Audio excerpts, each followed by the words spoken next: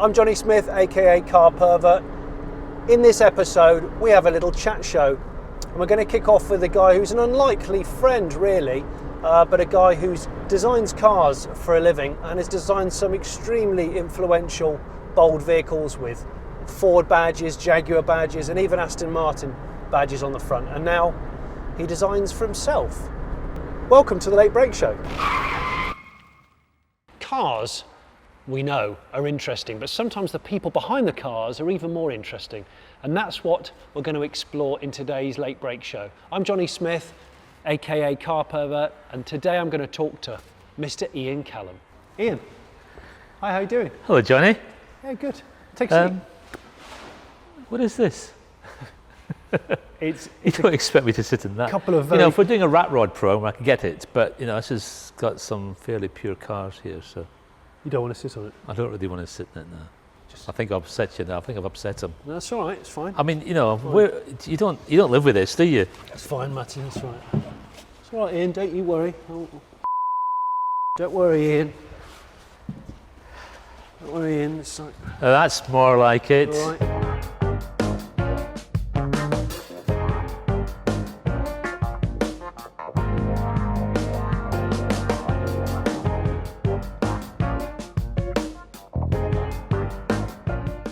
So this is the first time I've kind of spoken to you at length since you retired from Jag.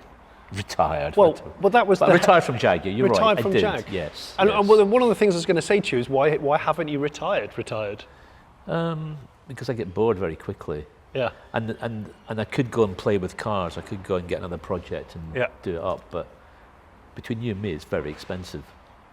Well, you I don't think I could take on these projects anymore the way I used to. So the projects have stopped, the personal project for the time being. Yeah. And we decided to go for the big one and do a special version of the Vanquish. Yeah. So that's the non-retired bit. And that's been quite good, actually. It's been good fun. It's kept me out of trouble. It's an interesting concept, isn't it? You design a car back in 2001, was it? Well, no, it was 97 I designed it. Right, 97. 98, yeah.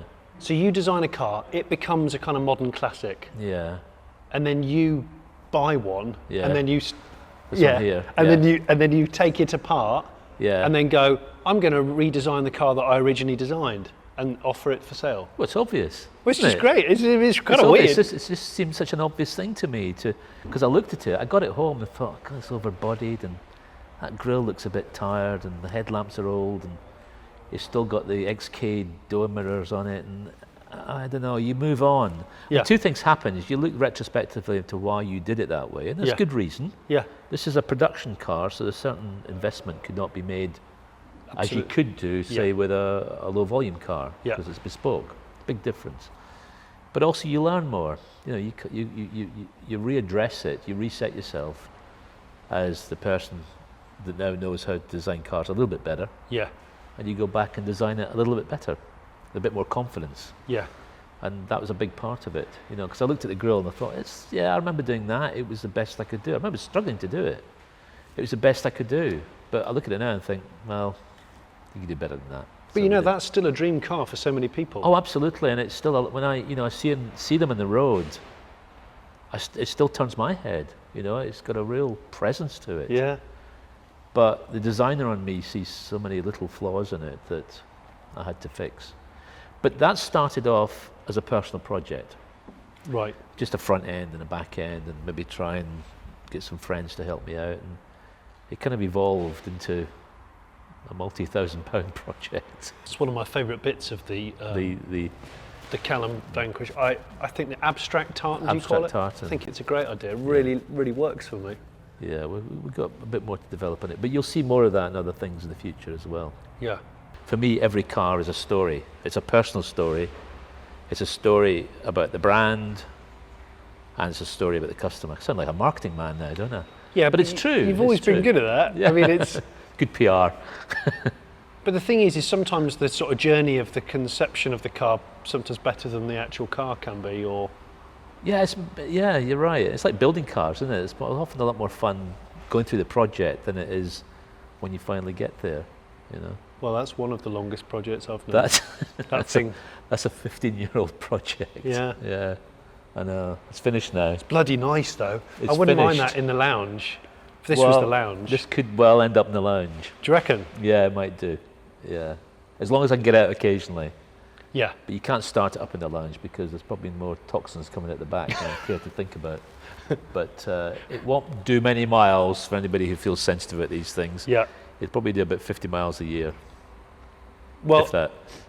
I mean, I know you. I'm trying to remember when we first met, but I remember we met, I think, on a plane In Detroit. in Detroit. And you didn't get on it. No. Oh, you did get on it in the end. I got on it in the end. They tried to get me off it, not That's because right. I was bad, but because it was oversubscribed. Yeah. They tried to bunk me off it, and they offered me $100 to wait like another day for a flight, but we didn't. No, I remember that. And we started chatting on the flight, and we shared magazines. We did.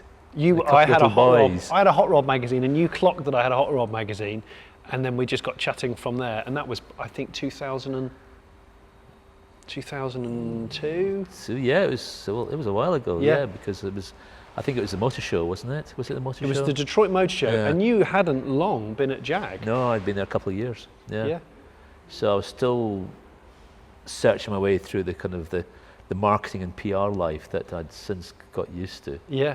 And I'd met many different people. But the thing I found refreshing about meeting you was I could see a common interest in cars that weren't necessarily everybody's cup of tea. Yeah. I mean, you've got interest in cars, not even my cup of tea, but, you know, I mean, you're extreme, but, you know, this idea of hot rods and custom cars and Beetles in particular, we both love Beetles Yeah, and that's cold true. engines. Yeah. And so that's why we still talk to each other. Yeah, it's true. And that ended up coming to my wedding. It did. But you've rebuilt it since then, rebuilt it even though since you've then. hardly driven it. You madman. I think I trailered it to your wedding. It rained. It rained like hell. It got very wet. It's first day out. You were really annoyed with me at the fact that it rained on my wedding because his car got wet. It was fine. Well, you had your I had the Dodge. The Dodge. Yeah.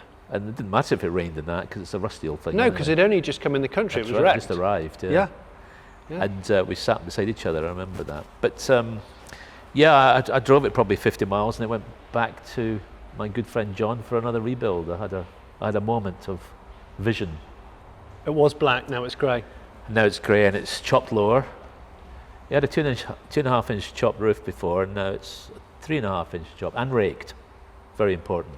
That's why I parked it like this for the shot, because the side profile is glorious. That A-pillar is raked 1 inch. 1 inch. Very important. It Love matters. Well, look, It matters. I'm sitting next to a car designer. Of course, it matters. Yeah, I love it. I could look at it all day. When people come up to you and they know who you are, what's the most common answer? Like, oh, you designed that car, and that's why I love you. I love you, and I admire you.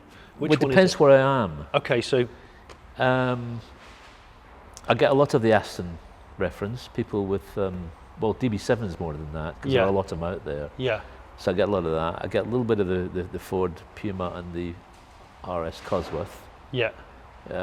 If they tend to be of that generation of that, you know, Essex boy racer that always wanted a Ford Escort Cosworth. It's the working man supercar, isn't it? It is. It's a lovely car. I never had one. I had a Cosworth Sierra, Which I preferred personally. which I had as my first company car. Can you believe it? Your first company car was a Sierra Cosworth? Yeah, well, you see, I just got my management grade at Ford at Dunton, and you could pick any car you wanted, literally, in the Ford scheme.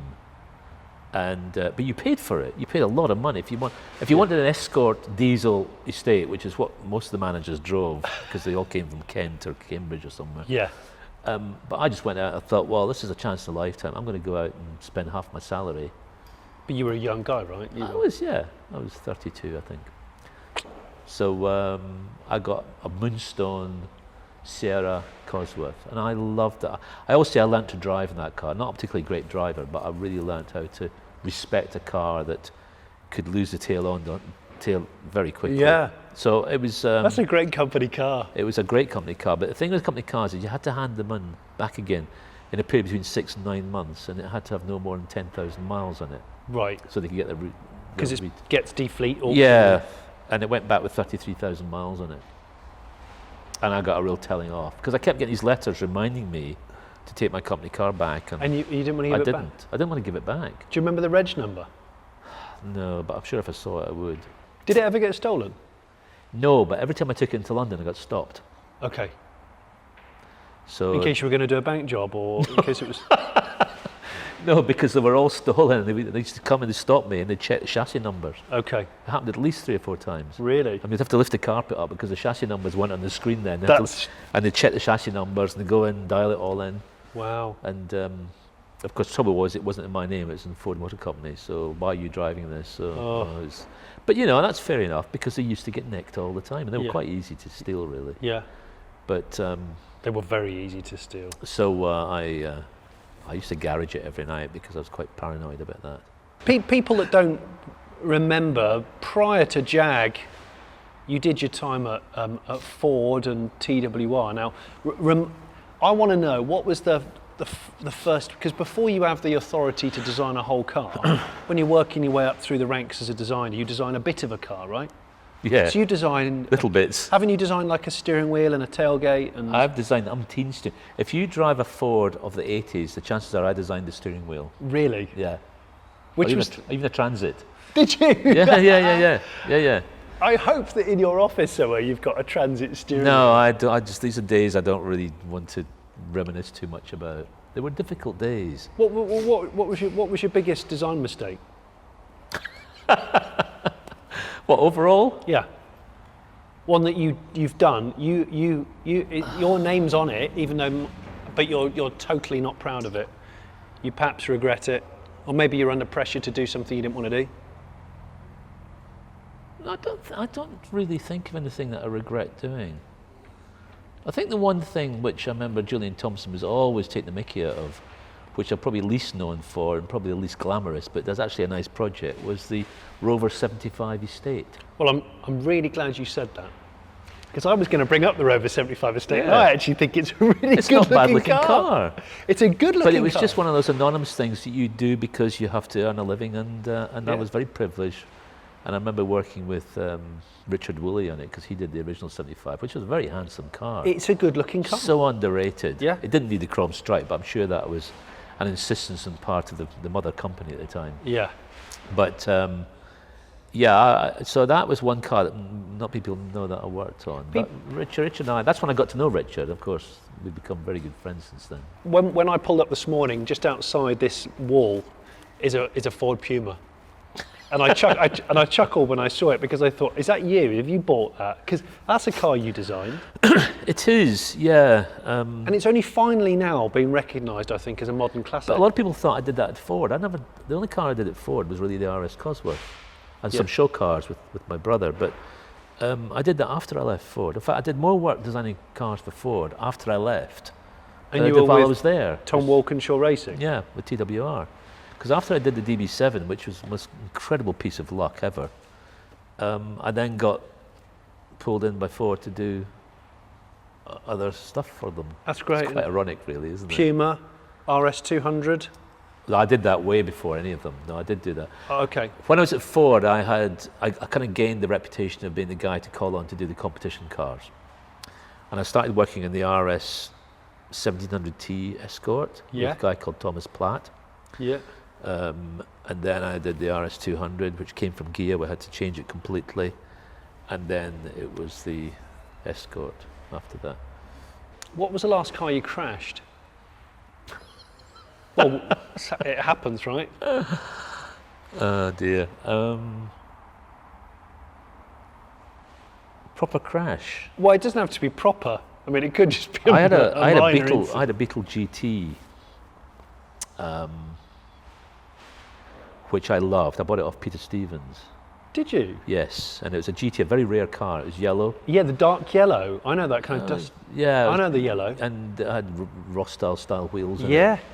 And I bought it off at 1600s. Quick car, sports pipe, made a great noise. And I loved Beetles, and this is my first Beetle I owned, and it was rock solid. I drove up a junction once, a car was pulling in, another car was overtaking it, and went straight into the side of it. And I was so upset, I rebuilt the car, I had it rebuilt.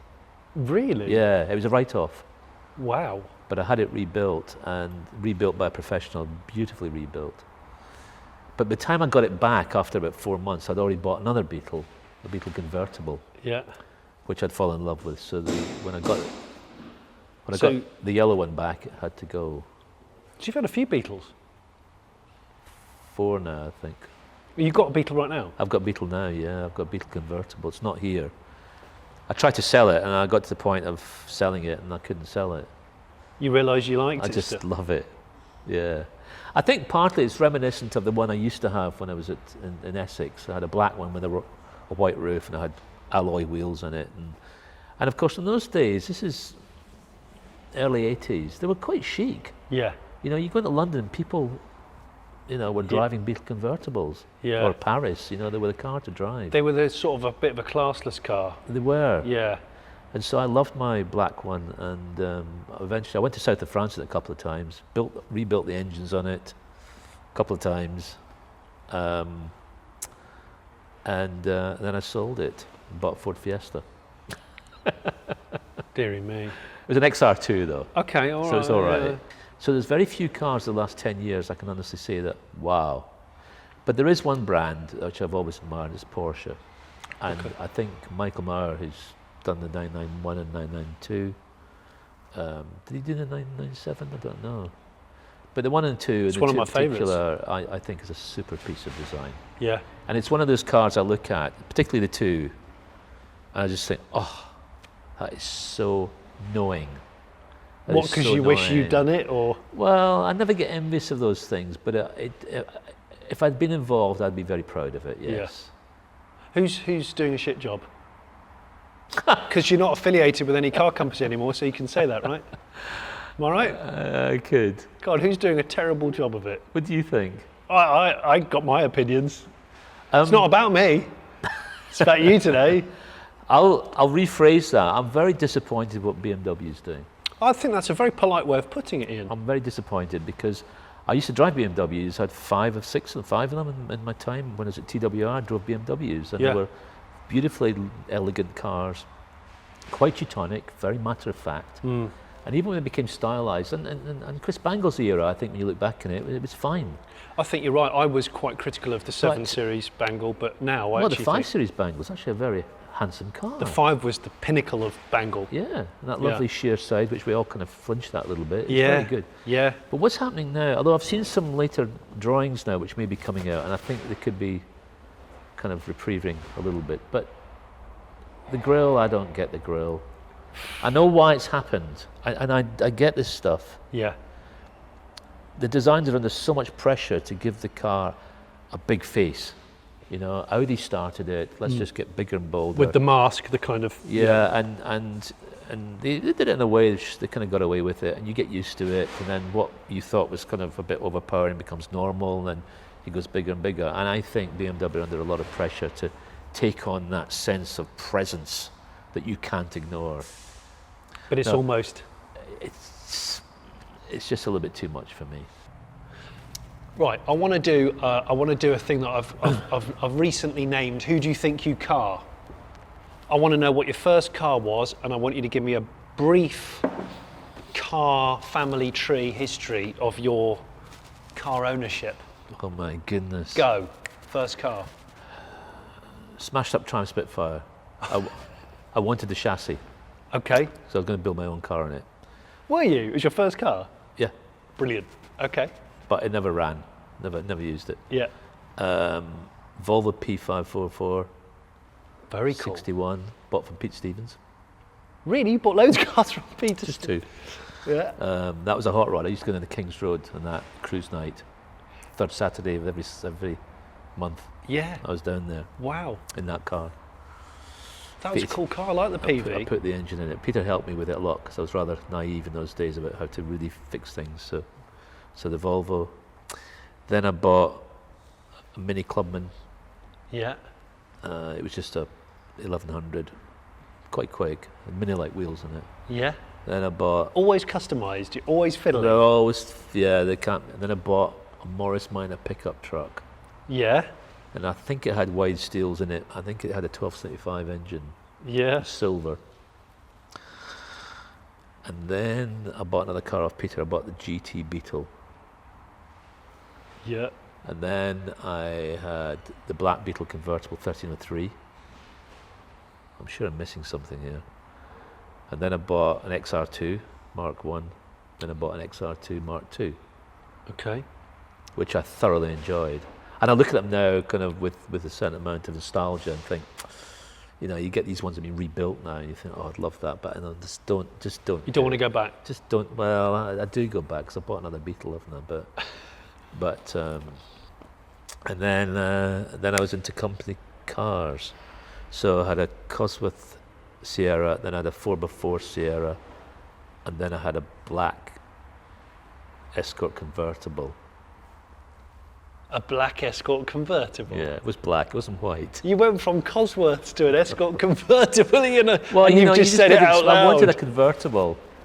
I didn't have it very long. Then I went to work for TWR. Yeah. And I had a 325, the 3-box one. Oh, E30. Yeah. Yeah. Which was wonderful.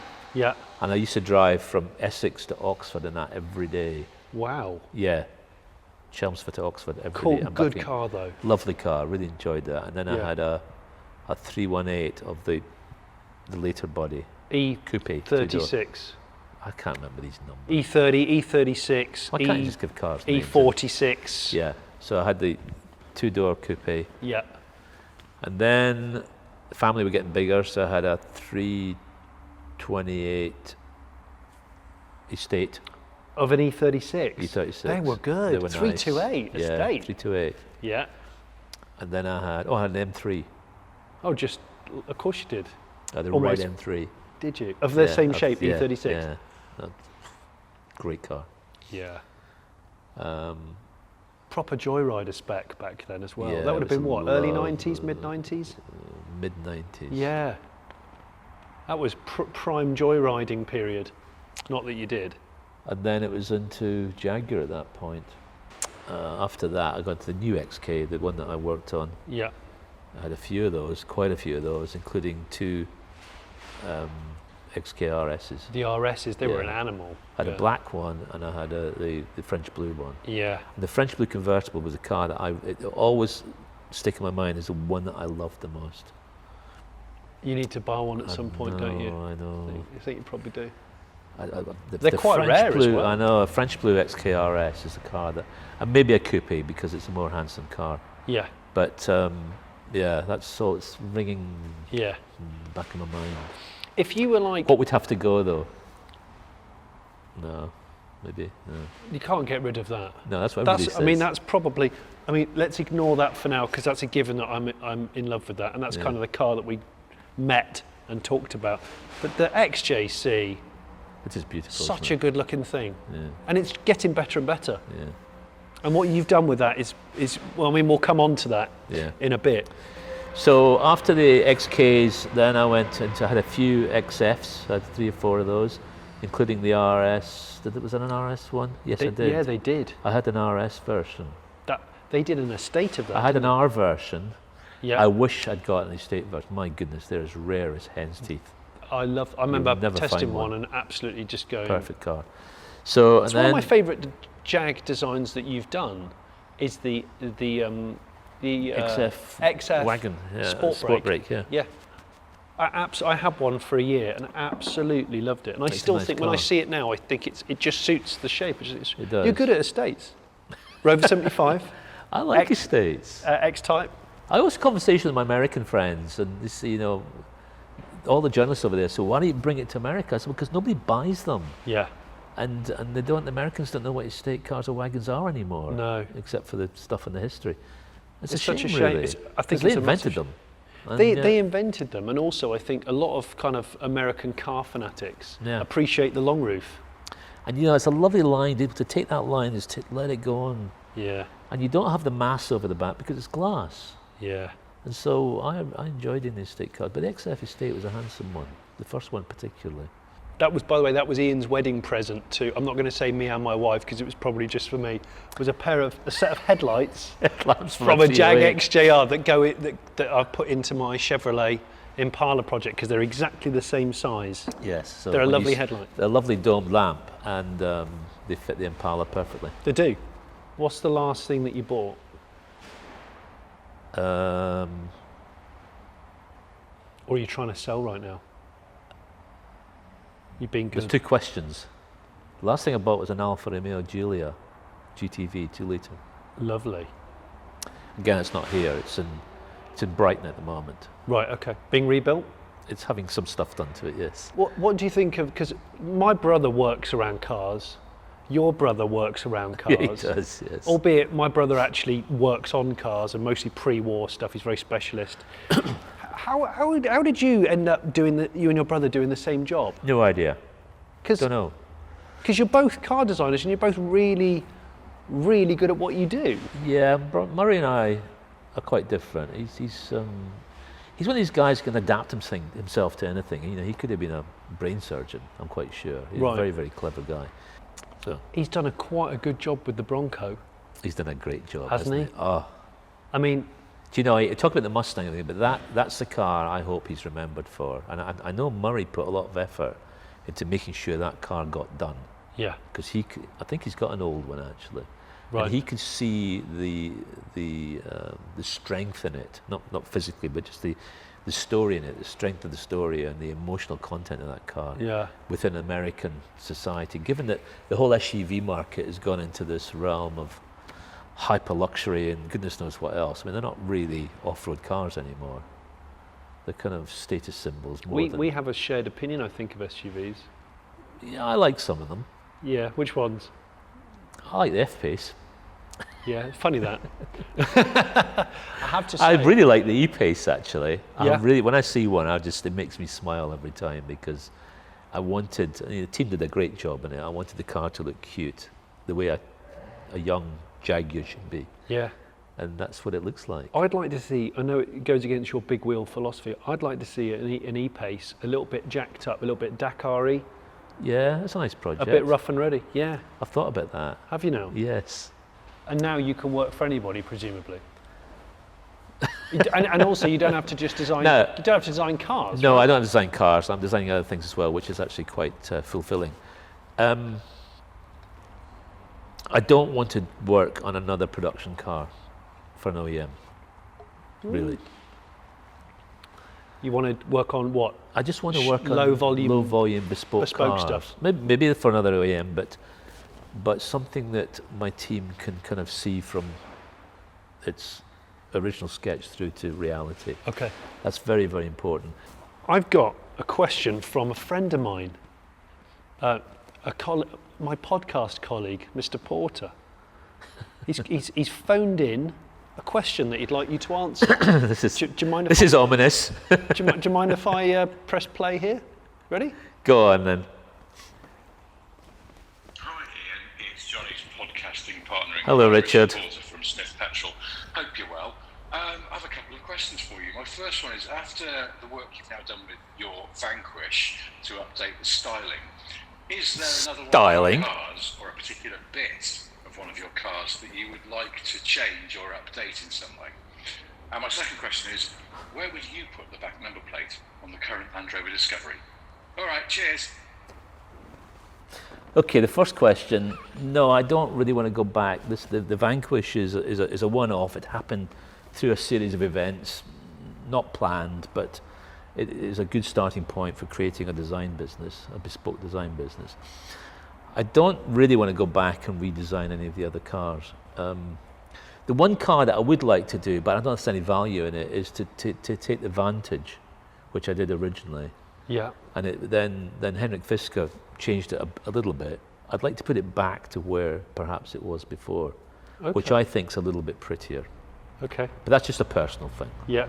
Yeah. Is it worth doing? A lot of people might not notice it, but if I had one, I would probably change the panels on it back to where it was originally.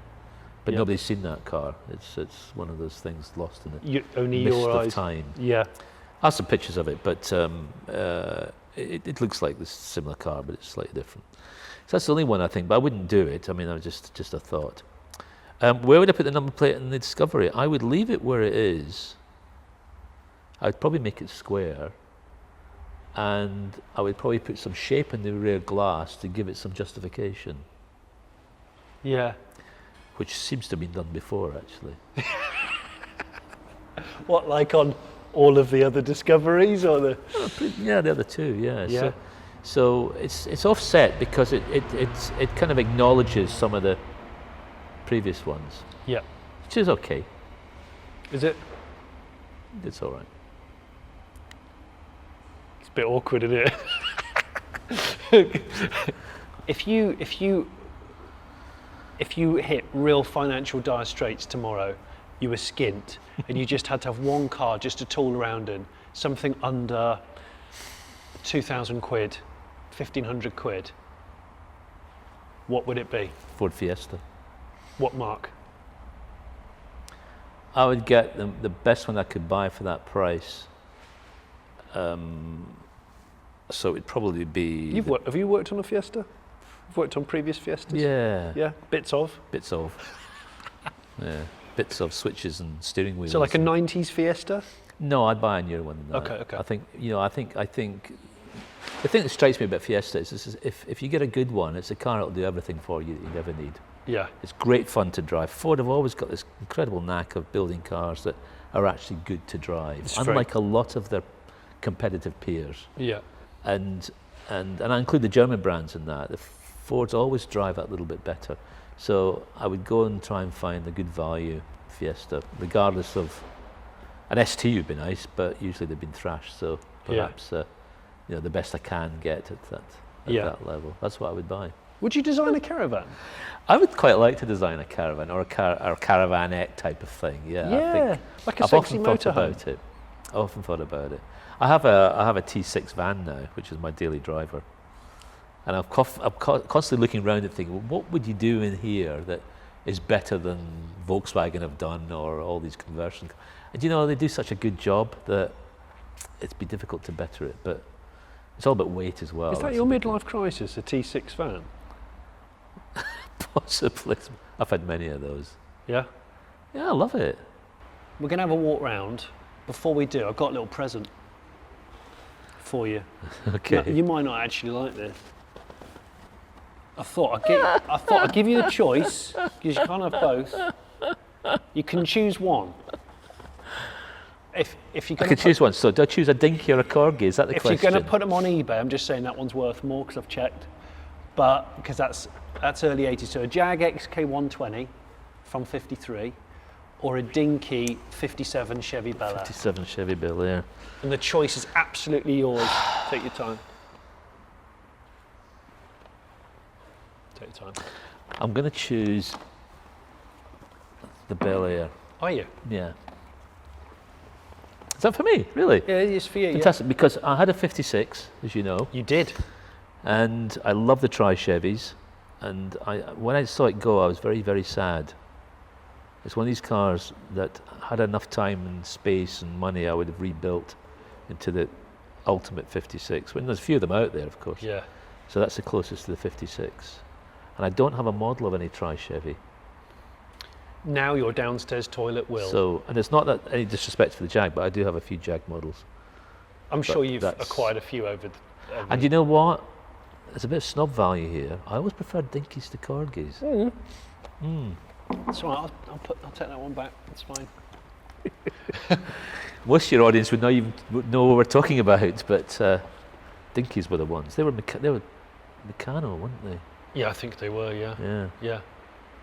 Right. Let's have a look around the cars. Okay.